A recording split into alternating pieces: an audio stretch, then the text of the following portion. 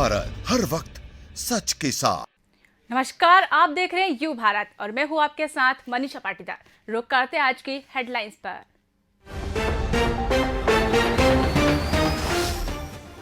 तालिबान का असली चेहरा आया सामने। काबुल में प्रदर्शन कर रही महिलाओं की न्यूज दिखाने पर 2 पत्रकारों का बयान बंद।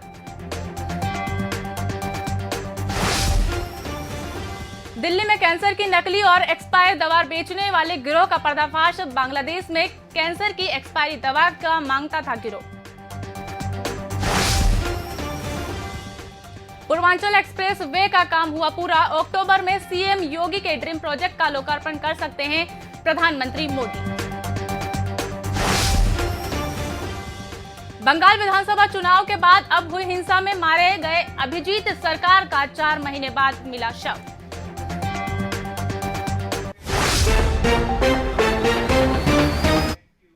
अब खबरें विस्तार से। अफगानिस्तान में तालिबान ने बंदूक के दम पर कब्जा कर लिया था। धीरे धीरे उनकी क्रूरता दुनिया के सामने आने लगी। राजधानी काबुल में एक पुलिस स्टेशन में तालिबानियों ने 2 पत्रकारों को 4 घंटे तक बंधक बना के रखा।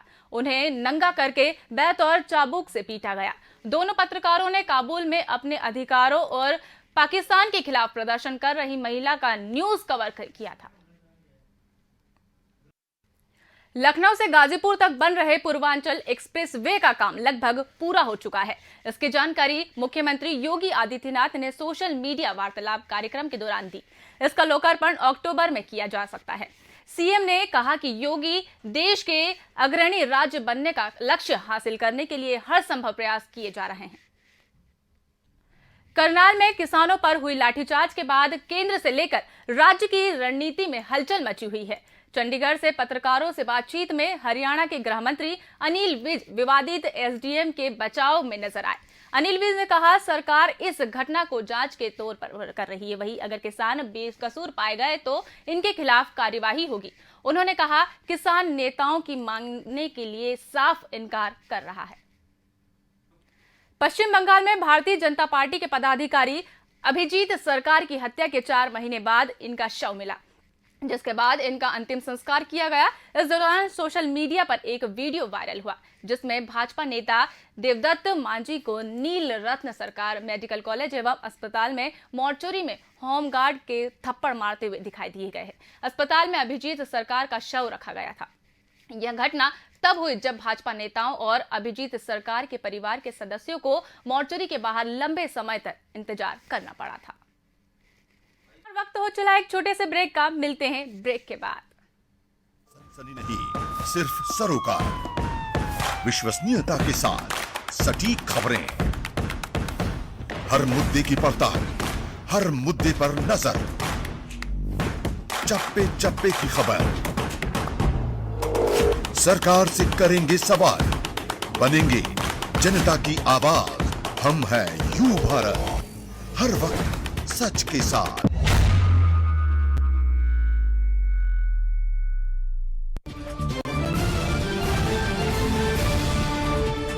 यू भारत चैनल मध्य प्रदेश में शुरू होने जा रहा है।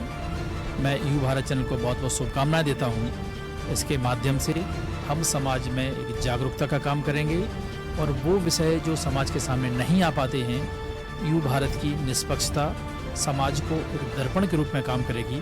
बहुत बहुत शुभकामनाएं। हम हैं यू भारत, हर वक्त सच के साथ। पत्रकारिता की दुनिया में और इलेक्ट्रॉनिक चैनल्स की पूरी जो प्रभावी एक समूह है, उसमें भागीदारी कर रहा है यू भारत।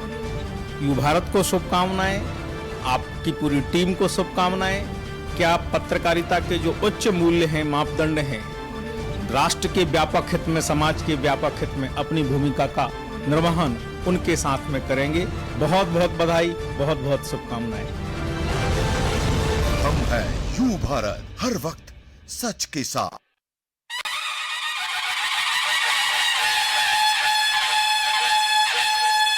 यू भारत के सभी दर्शकों को गणेश चतुर्थी की हार्दिक शुभकामनाएं।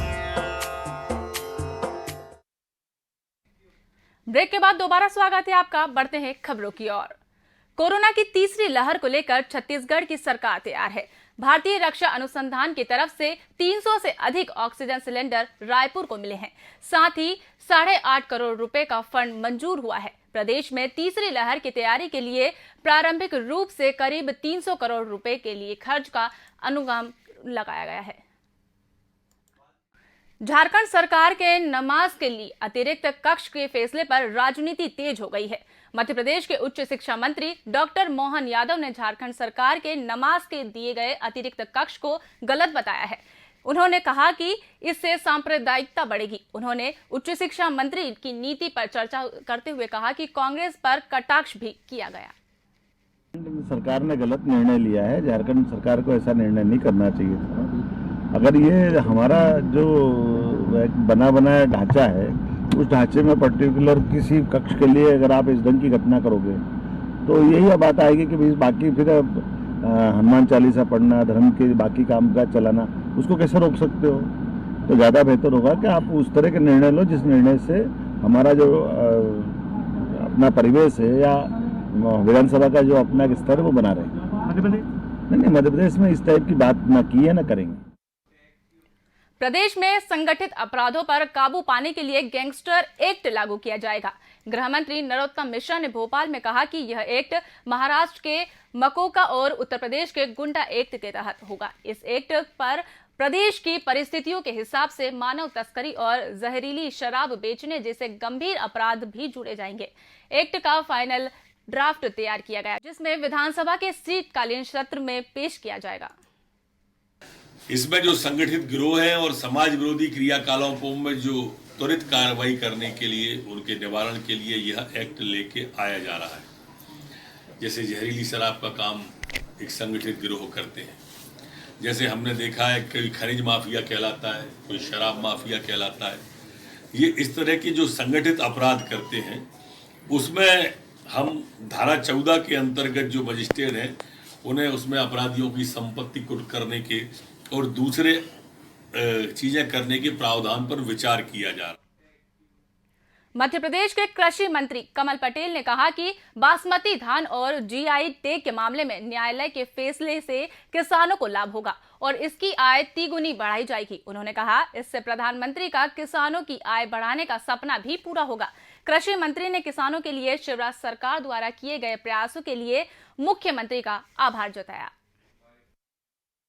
मध्य प्रदेश को बासमती चावल का, धान का जीआई टैग मिल जाएगा, जिससे हमारे किसानों की आय 2 गुना और 3 गुना होगी। प्रधानमंत्री नरेंद्र मोदी जी का सपना, संकल्प साकार होगा कि किसान की आय बढ़े।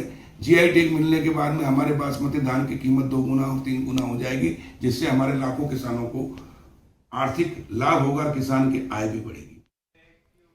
बारिश से फसल खराब होने से परेशान सीहोर के किसानों ने सरकार का ध्यान खींचने के लिए अनोखा तरीका अपनाया। खराब फसल का मुआवजा नहीं मिलने से नाराज किसानों ने खराब फसलों के साथ घंटी बजाते हुए प्रदर्शन किया। इस दौरान इन किसानों ने पेड़ पर चढ़कर घंटी बजाते हुए नाराजगी जताई और सरकार से राहत देने की मांग की।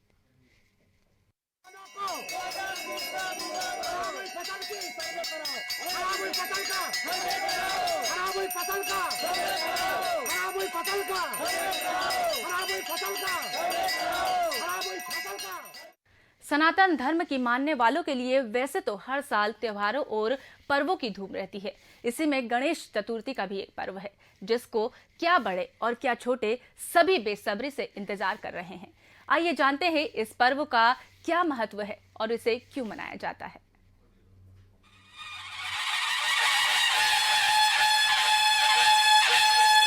व्यू भारत के सभी दर्शकों को गणेश चतुर्थी की हार्दिक शुभकामनाएं।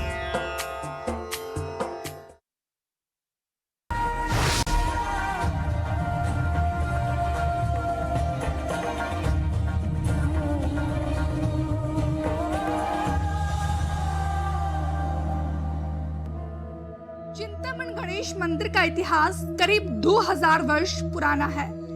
कहते हैं कि सम्राट विक्रमादित्य सीवन नदी से कमल के फूल के रूप में प्रकट हुए हैं और भगवान गणेश को रथ में ले जा रहे थे। सुबह होते ही रथ जमीन में धंस गया और रथ में रखा कमल का फूल गणेश की मूर्ति के रूप में बदलने लगा, जिसके बाद मूर्ति जमीन में धंसने लगी। बाद में इस स्थान पर मंदिर बनवाया गया। आज भी यही प्रतिमा जमीन में आधी धसी हुई है। माना जाता है कि इस मंदिर की स्थापना विक्रमादित्य ने की थी। प्रचलित कहानी के अनुसार महाराजा विक्रमादित्य को गणपति की यह मूर्ति स्वयं गणेश जी ने ही दी थी। कहा जाता है कि विक्रमादित्य के पूजन से प्रसन्न होकर भगवान गणपति ने उन्हें दर्शन दिए और मूर्ति के रूप में स्वयं ही यहाँ स्थापित हो गए और सदैव भक्तों की मनोकामना पूर्ण करने का आशीर्वाद दिया। स्थानीय लोग बताते हैं कि जब भी महाराजा विक्रमादित्य संकट में होते थे या उन्हें कोई चिंता परेशान करती थी तो वे गणपति बप्पा के शरण में यहाँ आया करते थे। इसके बाद उन्हें अपनी समस्या का समाधान मिलने से ज्यादा देर नहीं लगती थी।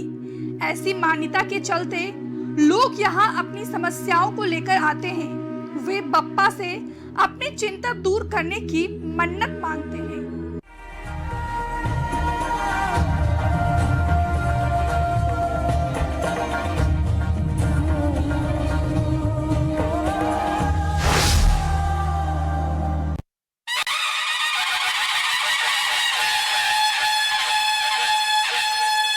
यू भारत के सभी दर्शकों को गणेश चतुर्थी की हार्दिक शुभकामनाएं।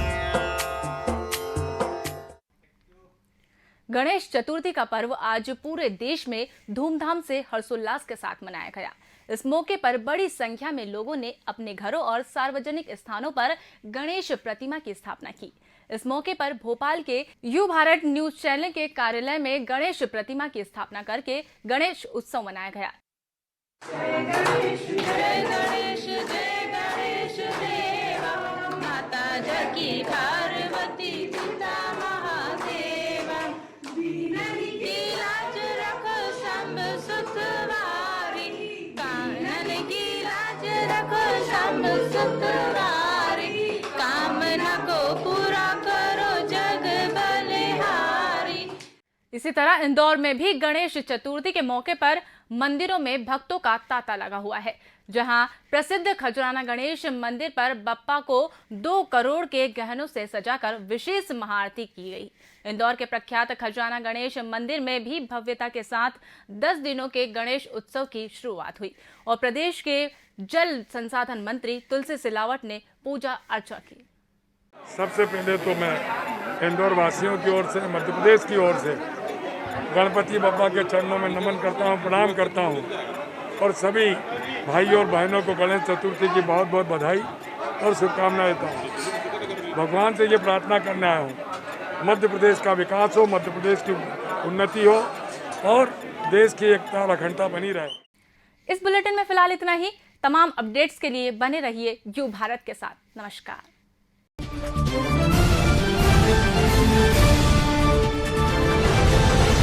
हम हैं यू भारत, हर वक्त सच के साथ।